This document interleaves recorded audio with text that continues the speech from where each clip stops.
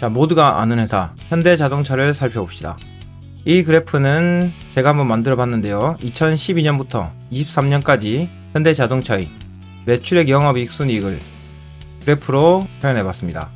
나중에 이 그래프 분석을 통해서 현대자동차의 미래도 한번 살펴볼게요. 현대차, 자동차 파는 회사 아냐? 다들 이렇게 생각하시죠? 이렇게 100% 확신한 것 같지만 주식 투자하실 때 무조건 매출 비중이 어떻게 되는가 꼭 확인하셔야 됩니다. 자, 현대차는 실제로 보시면 차량, 금융, 기타 부분으로 매출이 나오고 있죠. 금융은 생각하셨을 수도 있고 아닐 수도 있는데요. 자동차 살 때 대부분 할부를 끼고 사죠. 비싸니까요. 그 금융 부분까지 사업을 확장하고 있는 게 현대자동차입니다. 이거를 그냥 지나칠 수도 있었지만 우리는 사업보고서를 통해서 확실히 매출을 알게 됐어요. 어디 회사를 투자하시든지 사업보고서 내의 매출 비중을 꼭 보셔야 됩니다. 잠시 딴소리지만 사람들이 반도체 보고 투자하는 삼성전자 있죠. 반도체 부분 매출액이 35%밖에 안됩니다. 제가 여러 번 말씀드린 바죠. 이렇게 불확실하게 주식 투자하시면 큰일 납니다. 피터 린치가 한 말 있죠. 그들은 집을 선택하는 일에 몇 달을 투자하지만 주식 선정은 금방 끝내버린다. 노력을 통해서 이런 거를 하나하나씩 고쳐나가시면 성공 투자에 더 가까워질 겁니다. 아무튼 현대차 매출 비중 및 이익 비중 계속 살펴봅시다. 23년 기준 현대차 매출 비중 자동차 부분이 80%입니다. 금융은 14%, 기타는 6%. 특히 금융 부분은 돈 장사하는 거죠. 앉아서 돈을 버는 부분입니다. 매출 비중이 중요하지만 그것만큼 중요한 게 어디서 크게 영업이익을 올릴 수 있냐, 그 부분도 중요합니다. 자, 23년 기준 현대차 영업이익 내는 비중이 자동차 부분이 가장 큽니다. 84%지요. 몰아서 보면 매출 비중은 80%지만 자동차, 실제로 영업이익 부분이 4% 더 많다. 자동차 부분이. 이 표를 통해 알 수 있는 것은 금융이고 뭐고 자동차 판매량에 이 회사의 실적이 영향을 받는다 알 수 있죠. 그래서 결론은 자동차가 잘 팔리면 이 회사의 실적이 좋아지겠다. 실적 좋아지면 장기적으로 주가도 오르죠. 자, 그러면 미래 실적을 알아보기 위해서 지금까지의 실적 변화를 살펴봅시다. 2012년부터 매출액이 시작됩니다. 이 그래프 보시면요. 쭉 나가다가 2021년부터 갑자기 많이 오르죠. 영업이익도 올라갔다가 쭉 줄어듭니다. 그 다음에 다시 오르는 경향을 보이죠. 이거를 차트를 통해서도 알 수 있습니다. 차트 볼까요? 자, 2010년부터 영업이익이 올라갔다가 떨어지는 경향 있었죠. 차트도 그대로 갑니다. 이걸 보시면 다시 한번 우리는 확인할 수 있어요. 장기적으로 보면 기업의 주가는 매형성장, 즉 매출액과 그 이익으로 같이 간다. 이걸 알 수 있죠. 다시 돌아서 이 그래프를 통해 알 수 있는 것은 기업의 실적이 잘 오르고 있다. 하지만 여기서 주목해야 될 부분이 있습니다. 그건 바로 영업이익률입니다.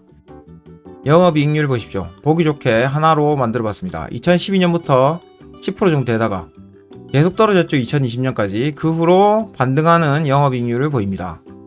자, 이렇게 기업의 이익률이 변하는 데는 다 이유가 있습니다. 그건 밑에 보도록 하고요. 자, 최근에 영업이익률이 급격히 오르고 있죠.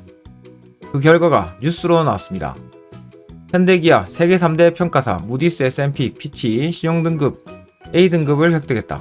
글로벌 3대 시정평가 올해 A, 차업체는 현대기아 포함 4곳뿐. 폭스바겐하고 GM, 스텔란티스, 포드 이런 회사는 시형등급이 A가 안됩니다. 실제로 시형등급 A 되는 회사 도요타 세계적이죠. 혼다, 벤츠, 플러스 현대기아밖에 안돼요.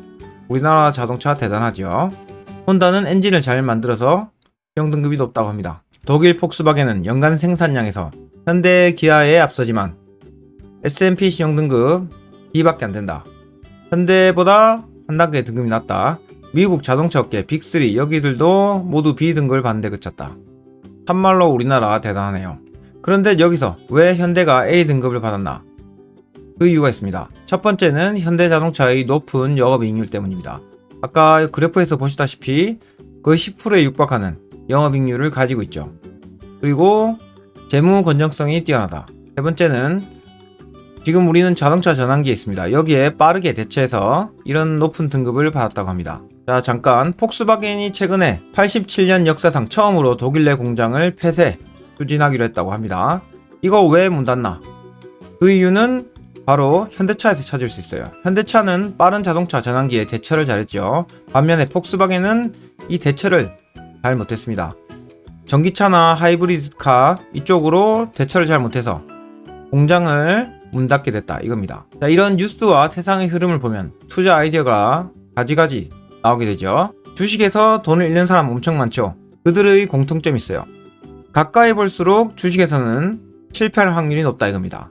그래서 바로 하면 말고 멀리 떨어져서 보면 엄청난 아이디어 그리고 수익이 나한테 찾아옵니다. 자, 이제는 자세한 실적 변화를 살펴봅시다. 현대차의 외형 성장, 즉 매출액은 꾸준히 상승하다가 2020년부터 급격히 올라갔음에도 불구하고 영업이익은 12년부터 꾸준히 떨어졌었죠. 이거 왜 떨어졌을까? 그거를 살펴봐야 됩니다. 이 살펴보는 이유는 이걸로 미래를 예측할 수 있기 때문이죠. 첫 번째, 이렇게 영업이익이 꾸준하게 떨어졌던 이유는 전기차 전환에 투자하기 때문에 그렇습니다. 기업이 계속 성장하려면 새로운 기술이 있어야 됩니다. 그러면 투자를 해야 되죠. 그렇게 되면 그 투자기 동안 영업이익이 감소하게 됩니다. 그런 대가를 치렀다 이거죠. 그 다음, 이렇게 영업이익이 떨어졌던 이유는 글로벌 경기 둔화 및 수요 감소, 세 번째 환율, 다음 경쟁 심화, 그리고 품질 관리에 있었습니다. 자, 그러면 이제는 영업이익이 왜 오를까? 한번 이것도 살펴봐야 되겠죠? 아까 보셨다시피 폭스바겐 공장 문 닫는 것과 연관이 있습니다. 첫 번째, 영업이익이 급격히 상승한 이유, SUV 이것들을 많이 팔았습니다. 차가 크고 비싸니까 이익률이 높죠. 다음, 제네시스와 같은 고급차 판매 증가했고요. 전기차 시장이 확대되면서 이익을 얻었다. 코로나가 회복됐고 비용 절감, 원가 절감 이런 이유를 기반으로 이익이 상승했습니다. 그러면 따라서 주가도 많이 올랐나? 자, 매일의 변화로 주가를 봅시다. 일봉입니다. 이렇게 보면 15만원 정도에서부터 25만원까지. 그렇지만 크게 봅시다. 지금 주가는 보시면 2012년 그때의 주가하고 똑같습니다. 자, 여기서 끝날 게 아니고 자, 2012년 대비 매출액이 얼마나 상승했나 보셔야죠. 자, 2012년에 매출액 80 정도 했죠. 그런데 지금은 160 정도 합니다. 2배 정도 올랐죠. 그런데 주가는 똑같아. 그러면 다음에는 영업이익을 봐야 됩니다. 영업이익 이 그래프만 봐도 2023년이 12년 대비 높죠. 자, 12년 영업이익 8.4조 원입니다. 23년은 15조 원입니다. 거의 2배 다 됐죠. 즉 매출액과 이익이 2배나 올랐는데 주가는 똑같습니다. 그러면 일봉으로 본 이 주가가 지금 많이 올랐다고 보실 수 있습니까? 주식은 올랐는데도 쌀 때가 있고요. 떨어져도 비쌀 때가 있습니다. 이 기준은 그 기업의 이익이 근거가 돼야 되겠죠. 지금까지 보시다시피 이거는 누구나 생각할 수 있는 부분입니다. 논리적으로 보면 누구나 납득할 수 있는 거죠. 그래서 어떤 기업의 앞으로의 상황 여러분들도 조금만 노력하시면 아무나 다 생각할 수 있습니다. 그래서 계속 노력을 하시면 되는 거예요. 자, 앞으로는 이 회사가 어떻게 될 건가? 빠른 전기차의 전환으로 경쟁력이 점점 더 쌓일 예정입니다. 폭스바겐 공장 문 닫은 것 아까 보셨죠? 이걸로 많은 것을 유추할 수 있는데 폭스바겐이 잘 안되고 현대차는 좋아지고 있죠. 이 경쟁력이 점점 강화될 거다. 그 근거로 글로벌 기업 GM과 현대차는 이번에 손을 잡았습니다. 옛날에는 현대차 비아냥의 대상이었죠. 그런데 글로벌 기업 GM과 이제는 손을 잡게 되는 겁니다. 이렇게 손을 잡으면 뭐가 이득인가? 현대차는 GM의 미국, 중국 내 시장의 지위를 도움받게 됩니다. GM은 미국, 중국, 남미에 손을 뻗치고 있죠. 현대자동차는 미국하고 유럽, 인도에 지금 힘을 쓰고 있습니다. 다음 현대차하고 GM하고 협업하면 GM 공장을 현대차가 활용할 수 있죠. 그리고 GM의 현대전기차의 기술 플랫폼 매출이 발생할 수 있습니다. 이것만 봐도 현대차가 지금 전기차로 전환 엄청 빠르고 전기차에서 글로벌 리더라고 생각할 수 있죠. 새로운 변화의 프론티어 1등 기업이 더 많은 자본으로 더 그 위치를 공고히 할 수 있습니다. 그거를 현대차가 지금 가져가고 있다. 이렇게 전기차로서 글로벌 1등 기업이 꾸준히 유지된다면 후발업체에게 전기차 기술, 플랫폼, 부품도 납품 가능하죠. 이게 바로 그동안 엄청 잘 나가던 폭스바겐의 몰락이 시사하는 바입니다. 자, 벤츠 보십시오. 벤츠 이 메이크만 보고도 사시는 사람 많습니다. 그런데 전기차 전환, 지금 현대차가 테슬라를 제외하고 거의 글로벌 리더입니다. 이렇게 되면 새로운 시대의 뉴 아이콘이 될 수 있어요. 그리고 제네시스라는 새로운 고급화 모델의 성공도 하고 있죠. 지금 현대차의 기술과 소비자들의 경험으로 벤츠의 아성을 가져갈 수도 있습니다. 플러스 앞으로 현대차가 잘 될 이유는 지금 환율 내림 방향으로 가고 있죠.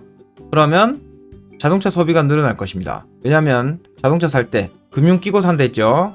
금리가 낮아지게 될 겁니다. 그러면 소비가 당연히 늘어나게 되는 겁니다. 그래서 현대차는 상당히 지금 주가 상승 이유가 많이 있습니다. 특히 가장 중요한 것, 기업의 수익 대비 지금 주가를 뜻하는 건데요. 이게 낮을수록 쌉니다. 그동안 이 회사는 낮을 때는 5배, 높을 때는 30배 정도, 지금은 거의 역대 최저 수준입니다. 3.6배, 작년 기준이죠. PR이 이렇게 낮다. 지금으로 쳐도 5배 정도밖에 안 됩니다. 바닥 수준에 있는 PR이죠. 5배면. 그래서 미래 성장도 좋은데 이렇게 PR이 싼 건 참말로 싼 겁니다. 미래 성장이 안 좋을 때는 PR이 계속 낮을 수 있어요. 하지만 지금 현대차는 다르죠. 글로벌 선두주자로 가고 있습니다. 그들은 집을 선택하는데 몇 달을 투자하지만 주식 선정은 수분 안에 해버린다. 이런 피터 린치의 말을 한번 곰곰이 생각해 보십시오. 주식 투자하면서 내 소중한 자산을 지키는 방법은 여러분들의 노력이 될 것입니다. 자, 오늘 봤던 현대차, 앞으로 기업이 어떻게 성장하는지 잘 지켜봅시다. 끝.